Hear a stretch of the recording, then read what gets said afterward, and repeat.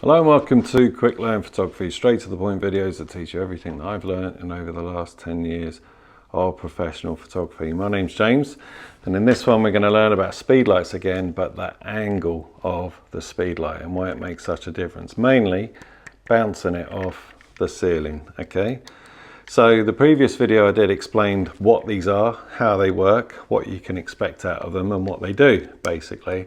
Because like myself many years ago, I didn't have a clue. I saw these things, I knew they kicked out light, but I didn't know what they did. So this is kind of like another part to the lighting series that I'm doing.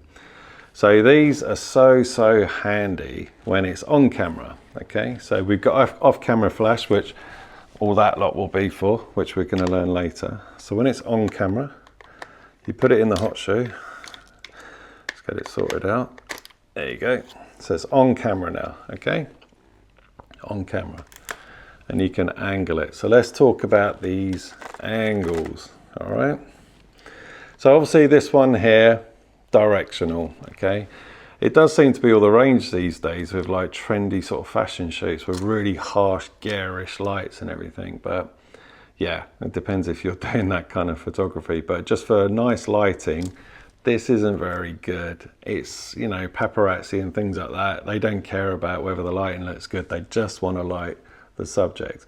And obviously the more front on this is, you're prone to red eye because it can reflect the iris and that in the pupil in your eye, and it can make it red if it's actually directional straight into you.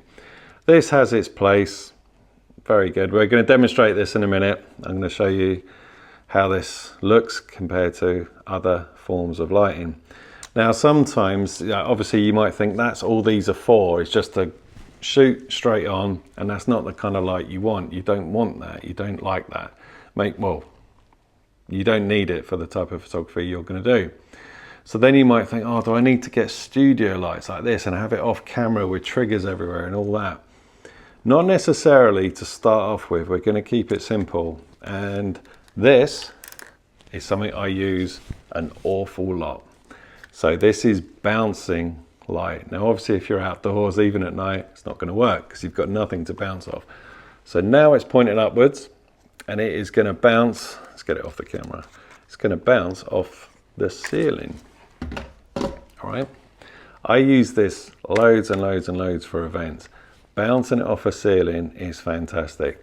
So see that big thing there? That's a softbox, and you can get ginormous ones. I've got a bigger one than that, but that's fine. What that does is diffuse the light, it softens the light more, it spreads the light further, so it's not a hard light like that. It's a nice big light that sends that more natural looking light. It gets softer and softer, and it just looks nicer. When you bounce one of these off a ceiling, preferably a lighter coloured ceiling, you know, if it's like a dark wood oak ceiling, it's not going to look good. We'll get onto that in a bit. Say you've got a generic white ceiling, or even better, you know, like a marquee with those white curtain type things. Perfect. What you've got there is a ginormous softbox. All right, you are bouncing the light up and it's coming down massive. So it's a huge, great softbox. That's the power of blasting this up on the ceiling. So it kind of looks like ceiling light coming down, but it's spreading it lovely. So I use this a lot. I use this an awful lot. I did when I used to do weddings a lot. I still do weddings for like friends and stuff, but at the wedding reception, the dancing bit, I would bounce it off the ceiling, providing there was a ceiling. Events, business events, if there's a ceiling and it's too dark for ambient light, I'll only use this if the ambient light isn't enough, because I won't just start blasting light if I don't need it. Even if the ISO on the camera has to go quite high, if it can handle it, I would rather use that. If you don't know what ISO is, check this video up here, okay? So this is great for blasting it off the ceiling if you want to light the scene.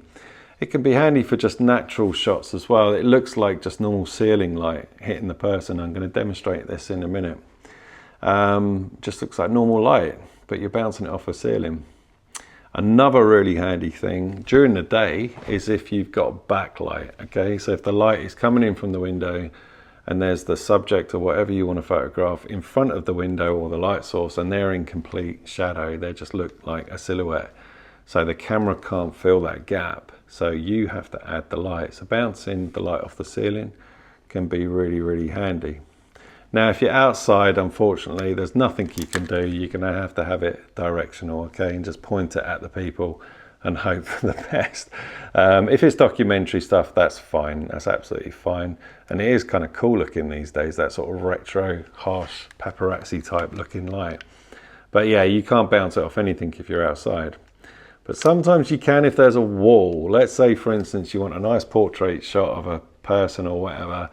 They're outside, it's dark, and you need some light or fill light. If there's a wall nearby that you can reflect off, now a brick wall might not do it, but if it's any kind of wall, or you can get someone to hold a white reflector, one of those, like a bigger one, to the side of the people, and what you can do is turn it that way. So it'd be like that.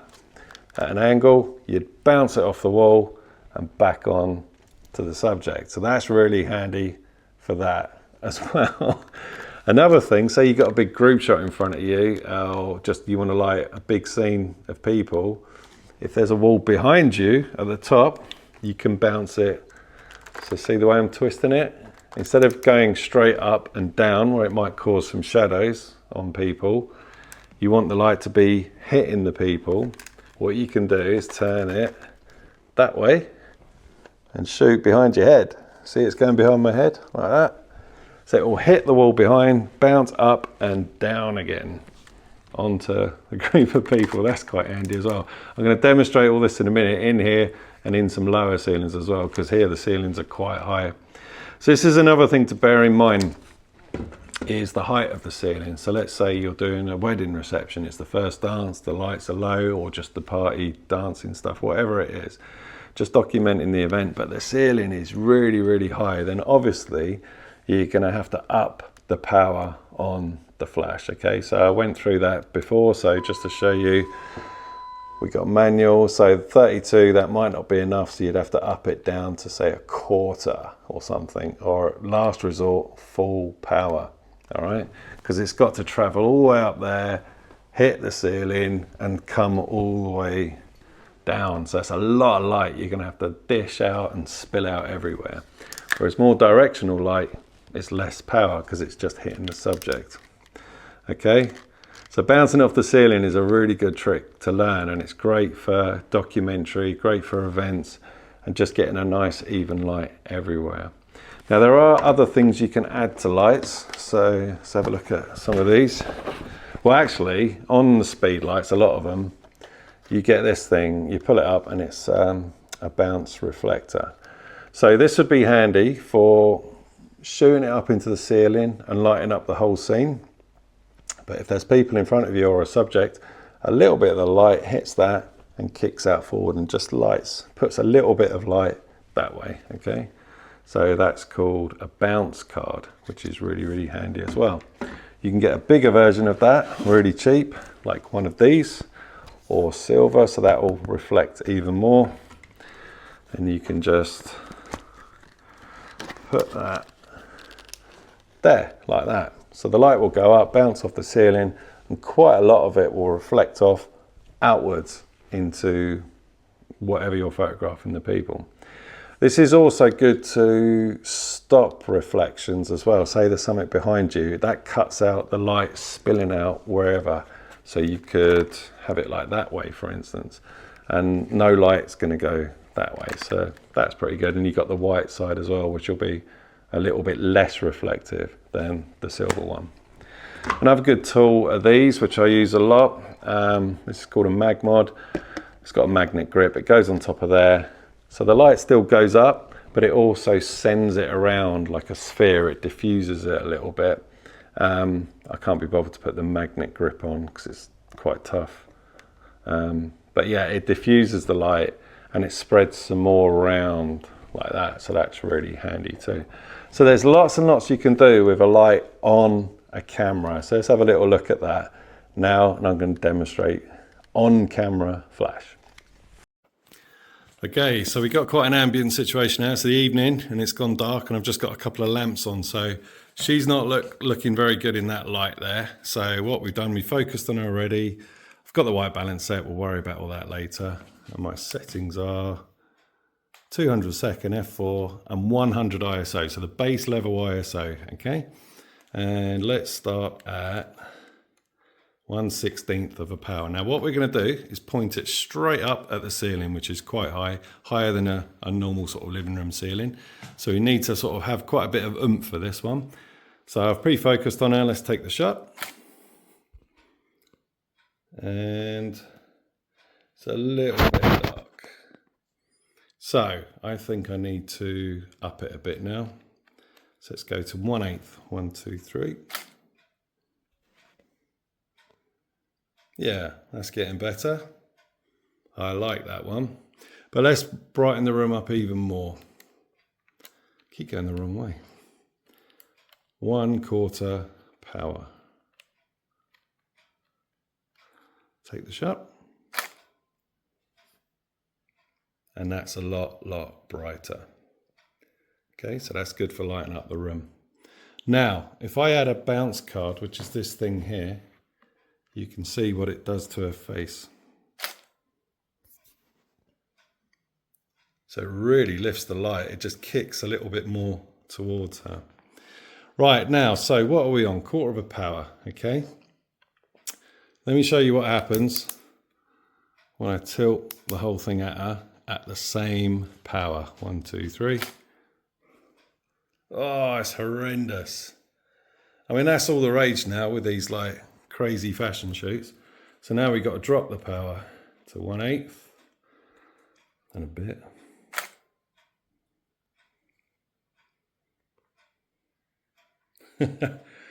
Yeah, I mean, if you want that for some cool funky retro, let's drop it right down to 1/32. So it's controlling the power a little bit, but it's not great. Okay, so let's go back to bouncing it off the ceiling.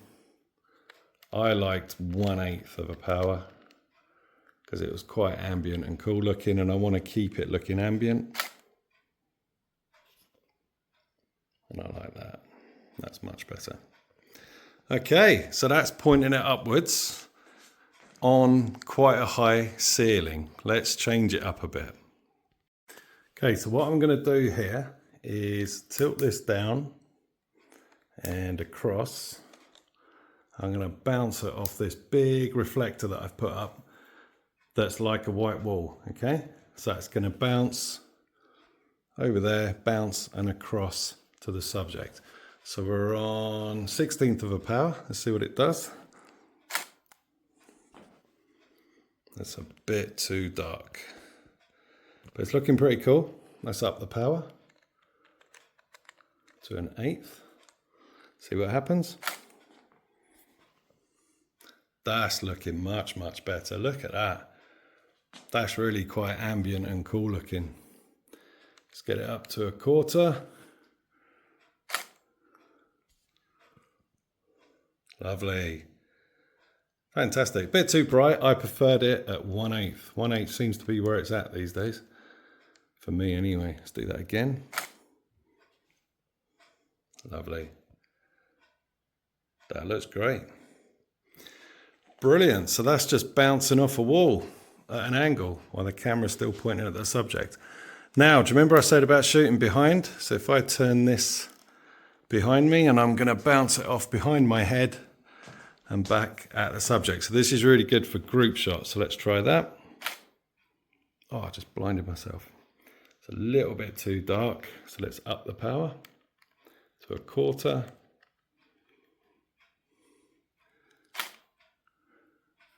And that's great. Brilliant. So that just fills everything nicely. So that's another thing you can do, bouncing behind your head.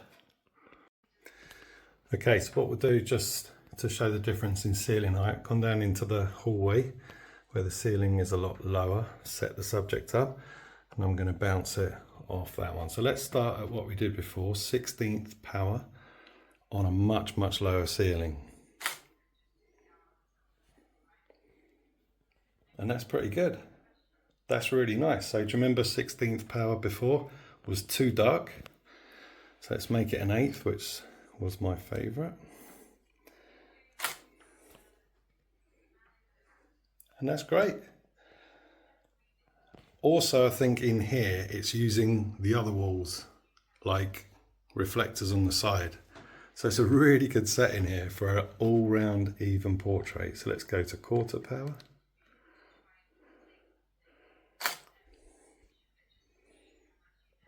And that's a very, very well lit shot.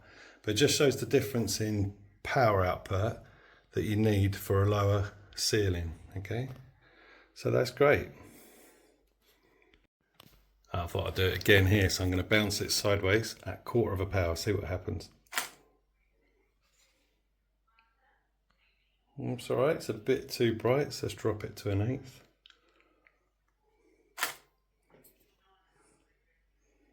And that's pretty good. It's not a very dynamic portrait. Let's go a bit moodier, 16th.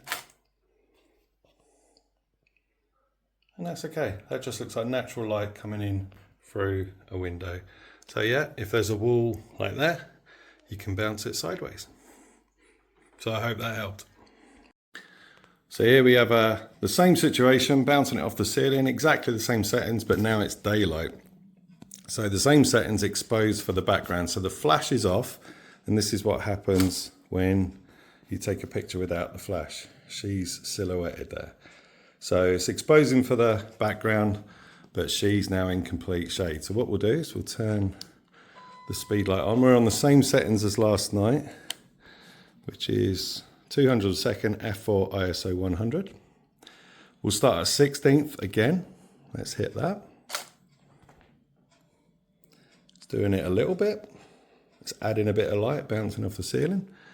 Let's up it a bit more to 1/8. Do it again.